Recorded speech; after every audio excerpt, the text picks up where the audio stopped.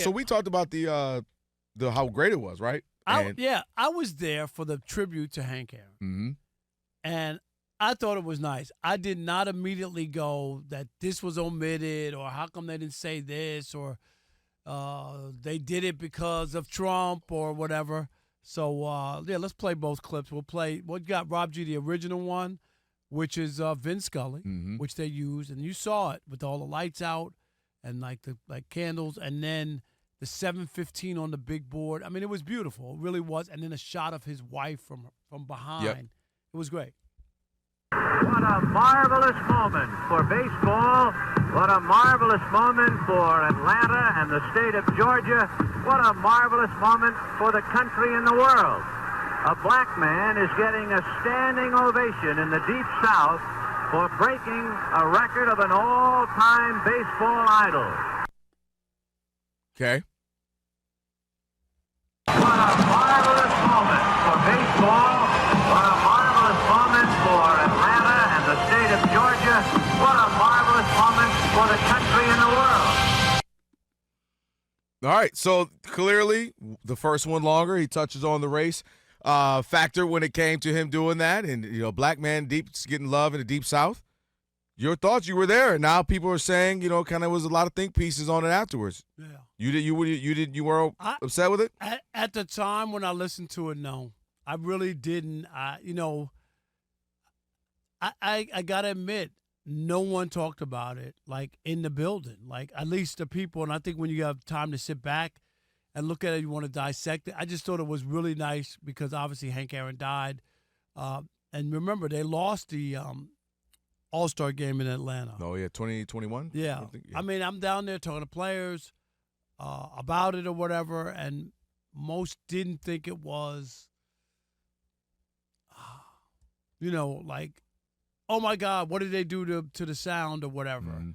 But people have a right to listen to the original and feel like it would have been better to have the whole thing. I wouldn't be mad at anybody if they felt that way, but I did not feel. I gotta admit, I didn't feel like, oh my God, what did they just do? Or, how could they do that? Like I did not feel that way. I think it was so well done that in real time, you couldn't have thought of it, right? Because you're look, and then lights, and then they got the the players, and then the 7:15, and then the ball, the thing, the flying light thing is the ball, and it goes. It was so well done. All you're thinking of is, bravo, this was incredible. That's how you pay tribute. That's how you pay homage. That then people who maybe weren't there can think about the whole thing. You know how it is when you're at a game, you didn't see the commercial. No. Or you didn't see that player got hurt because you're at a game. And I'm recording. I can show you on my phone. I'm like recording it, and I swear I didn't go, wait a minute, where's this? I really didn't. I think you're just too in the moment in real time. Everybody, whether you were there at home, because it was just so well done and it was so thoughtful. But then when you get the pause, and this is what happens when you have 7.2 million people watching. And this is what people do, though. They dissect what happened. 100%. They should have done this. Oh, Beyonce, that didn't. Or did you miss the hidden meanings? Exactly. If Kendrick Lamar does a Super Bowl performance, but that flag meant this, and the colors of the dancers really, and you're like, oh, I thought it was just a good dance performance, and they break it down. So here's what I thought. Now that they brought it up, you go, oh, shoot, he did mention that. Was it intentionally taken out? Yes, in the sense that clearly they didn't use it. Do I think there was a sinister plot behind it? No. Here's why. I think I would have felt some type of way, and I would have maybe been more in line with the folks who brought it up, had they not shown a real big representation of African Americans in Atlanta. If you've ever been to Atlanta, you've been a million times, I've been a million times, it is a very strongly, predominantly black environment. The mayors are black. The environment, you got HBCUs. Not all black. Definitely not all black. But look at what they had with the marching bands. So that's where I'm going. They embraced everything. And then they had the HBCU. They had Clark Atlanta out there. They had the game. On Friday, which was what they could have easily said, we're going to pass on that. We got so I didn't feel like it was whitewashed. Yeah, so that's why, to me, I was telling Rob G this.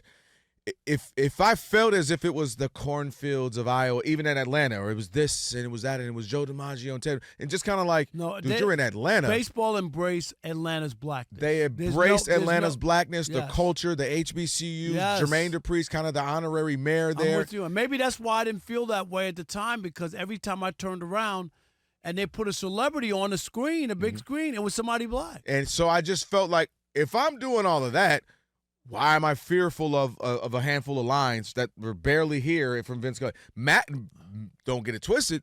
Those lines meant a lot, and when he said that in real time, that's incredible. Right. Because shout out to the late great Vin Scully for that, to do that in real time in an era where I'm sure people could have been upset with him. But you got to remember, I'm sure they were. You know what I mean? Because how dare you mention that right now? It wasn't the time of the plays and blah blah blah. The Braves announcer Milo, I can't remember his last name. I don't know why I'm forgetting his name, but he talked. He's the one who has the call as well.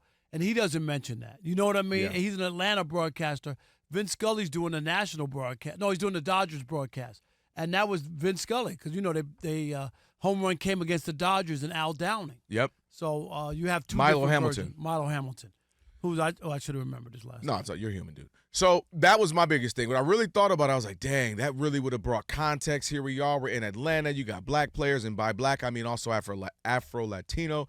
And you got all this but I was like, more I thought about it, I was like, it was fully represented, fully you saw the kind of the Atlanta black experience. And so to me, they were intentional with that. I kind of cut them some slack with that. Now, had they added those 2-3 extra sentences, they would have just been the most perfect 100%. They batted hit it out the park every single part of the All-Star weekend if they got that. So I got to give them a 97.8. And we always know that baseball and its embracing of Hank Aaron, and you know what I mean? Yeah. Like, they never shortchange him. Like. So I think, and putting on this performance, putting on the time, I think they just cut that out. Again, it was intentional to cut out. Clearly, if you did make a decision, but I don't think it had malice behind it. Right, oh no, we can't say that. We're gonna. I think it was like, dude, we fully have embraced it. Because you could have easily, like I said, dude, if you looked up on the big screen, you think Atlanta was all black. I'm serious, and they had a couple of shots of some like country music people and some actors who are from Atlanta, but minuscule compared to the big celebrities. You saw the big commercial on Fox. It's Ludacris and who's the other? Jermaine Dupri. Right, like that's just that was the star commercial for the All-Star game in Atlanta. And that's why I'm giving them a pass, and I feel as if, all right, they represented in that way. Would have been icing on the cake and made it perfect? Absolutely.